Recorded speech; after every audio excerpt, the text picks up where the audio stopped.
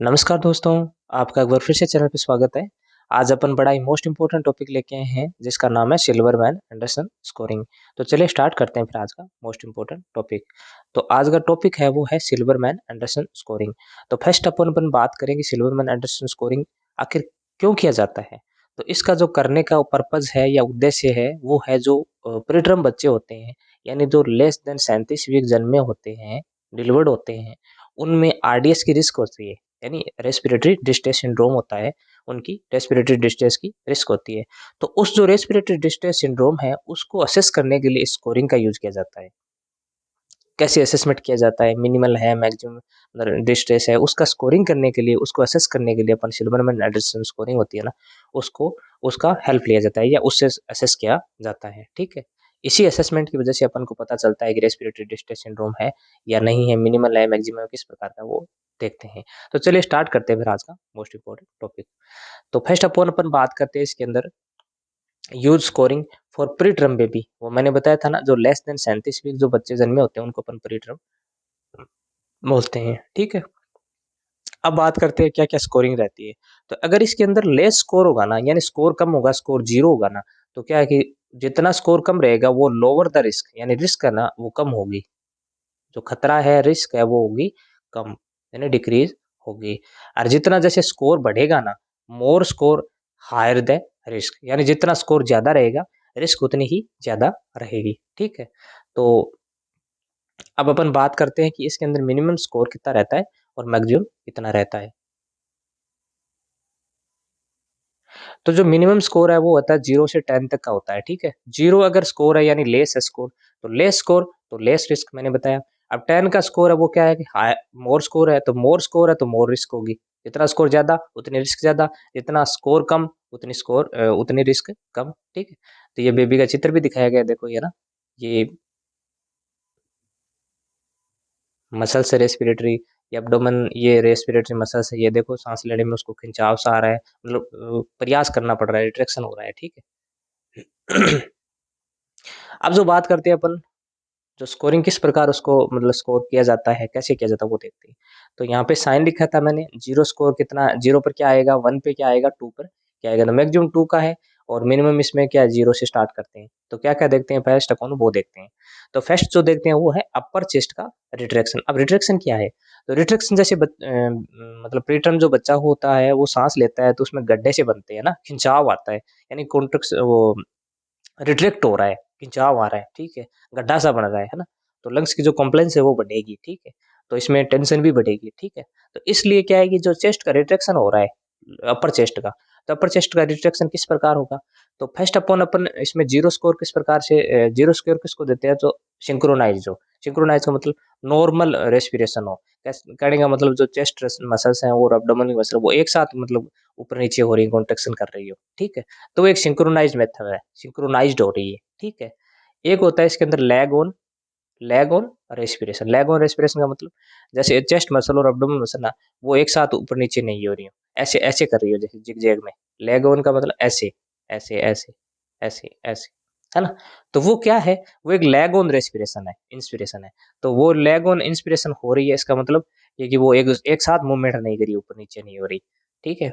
जो थर्ड है वो है सी-सा रेस्पिरेशन। सी-सा रेस्पिरेशन का मतलब उसमें क्या है कि वो जो मसल्स है ना वो एक इर्रेगुलर पैटर्न में रेस्पिरेशन कर रही हो, इर्रेगुलर मतलब पैटर्न में, रेगुलर ना हो बिल्कुल भी।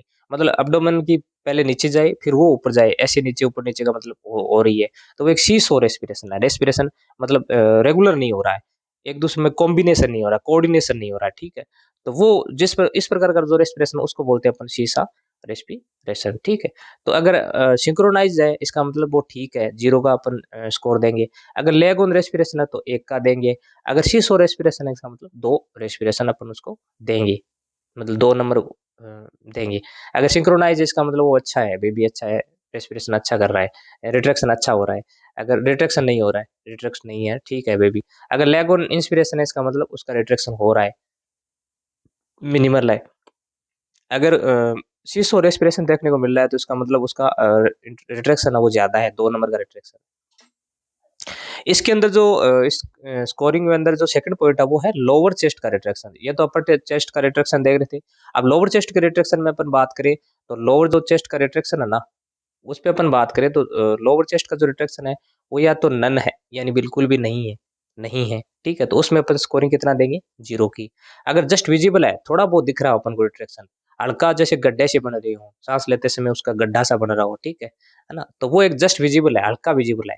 या मार्क्ड है, ज्यादा दिख रहा हो, मतलब ज्यादा उसको सांस लेने के अंदर ज्यादा उसको मतलब प्रयास करना पड़ रहा हो, या ज्यादा प्रयत्न करना पड़ रहा हो, या ज्यादा उसको क्या है कि टेंशन हो रही हो, ठीक है। तो वो एक क्या है कि लोअर चेस्ट का रिट्रैक्शन है। तो इसमें अपन देखा नन नहीं हो रहा है, जस्ट विजिबल थोड़ा हल्का सा दिख रहा है, या फिर मार्क्ड है, मतलब एकदम आराम से दिख रहा है, तो वो एक क्या है कि वो स्कोरिंग के बेसिस पे अपन उसको 2 स्कोर देते हैं। अगर जस्ट विजिबल है तो 1, या नन है तो उसको अपन 0 में मतलब कैटेगराइज करते हैं, ठीक है। ये 2 सेकंड पॉइंट हो गया। अब इसके अंदर जो थर्ड पॉइंट है ना, थर्ड जो पॉइंट थर्ड पॉइंट है वो है जीपी स्टर्नम। अब जीपी स्टर्नम का मतलब क्या है, जो इंटरकोस्टल मसल्स होती है, जो कि ये जो रिब्स होती है ना, ऐसे ऐसे रिब्स, यहाँ पे स्टर्नम से आके जैसे बाइंड अप होती है पीछे, फिर ये से, है ना, ऐसे।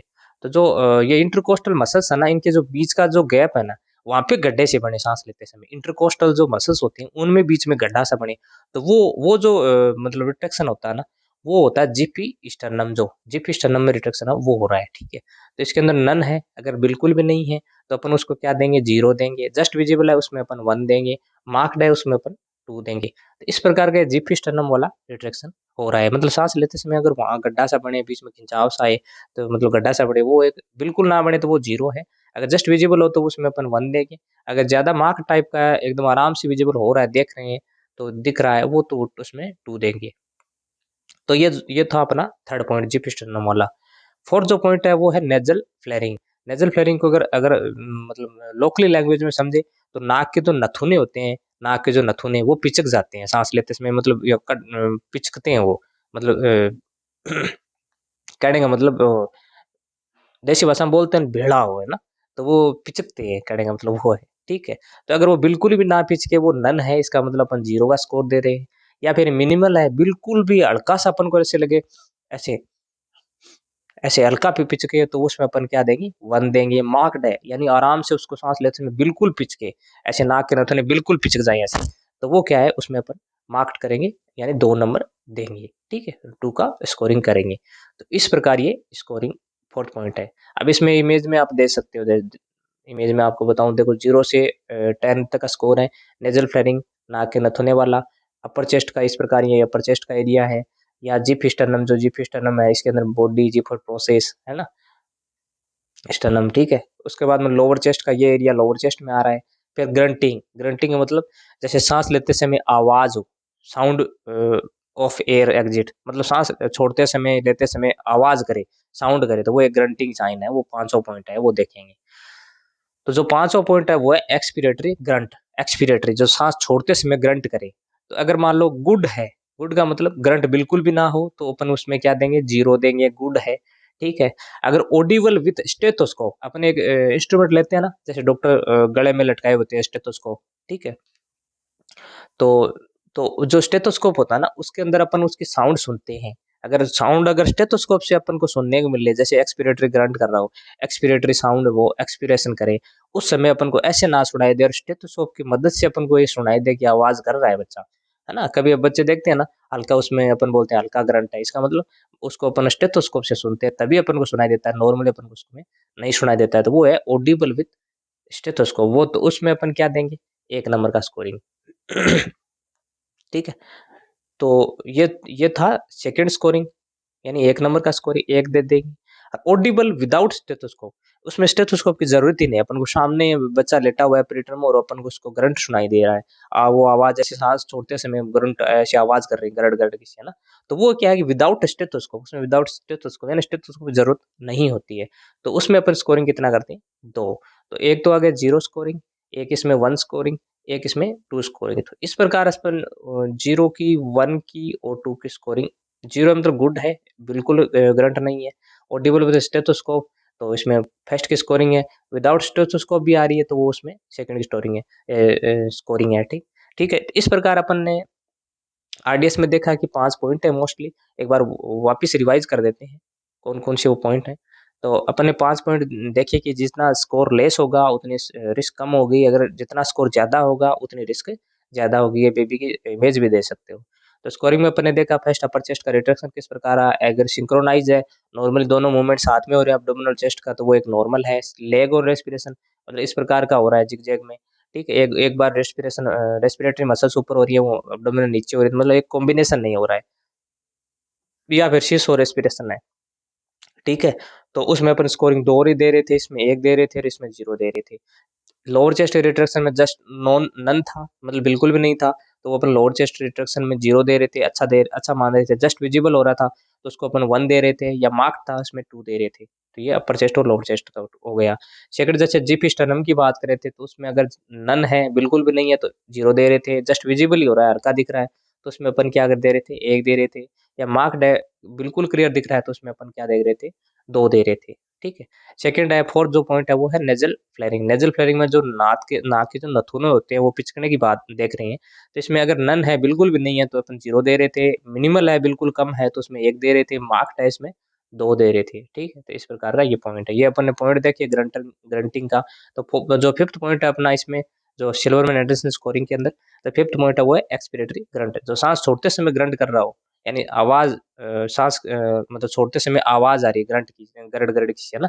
तो उसमें क्या है कि अगर गुड, इसका मतलब आवाज बिल्कुल नहीं है, एकदम बच्चा ठीक है, गुड है। ऑडिबल विद स्टेथोस्कोप, यानी स्टेथोस्कोप से अपन को सुनाई दे रहा हो, हल्की मतलब ग्रंट हो, हल्का आवाज कर रहा हो वो, उसमें अपन क्या है, ऑडिबल विद स्टेथोस्कोप, यानी 1 नंबर दे रहे थे।